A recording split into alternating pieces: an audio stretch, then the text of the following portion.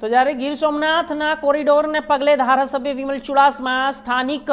લોકોને મળવા પહોંચ્યા હતા। સોમનાથ કોરિડોરને પગલે સ્થાનિકોમાં રોષ ઉઠ્યો, જેને પગલે સોમનાથના ધારાસભ્ય વિમલ ચુડાસમા પણ સ્થાનિકોને મળવા પહોંચ્યા હતા। તંત્ર સુધી વાત પહોંચાડવા સ્થાનિકોને આશ્વાસન આપ્યું, તેમજ જરૂર જણાય તો તંત્ર અને સ્થાનિકોને એક સાથે બેઠક કરાવી યોગ્ય રસ્તે નીકાળવું તે ખાતરી પણ આપી હતી।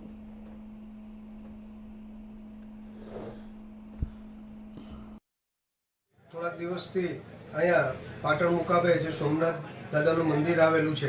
તેની સામે રહેતા અને આવેલી હોટલો છે એમને તંત્ર દ્વારા કહેવામાં આવ્યું કે આ જે જગ્યાઓ છે ત્યાં કોરિડોર મંજૂર થયું છે, એટલે ફેઝ 1 અને ફેઝ 2માં આને વાતચીત માટે મોકલવામાં આવેલા અને એ દરમિયાન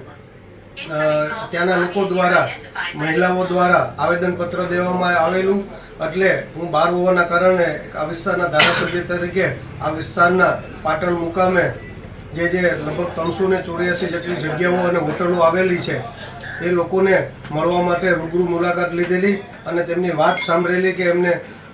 શું પ્રશ્નો છે, અને આ પ્રશ્નો સાંભળી અને તંત્ર સુધી વાત કરી અને તંત્ર સાથે વાત કરીને સાથે બેસાડી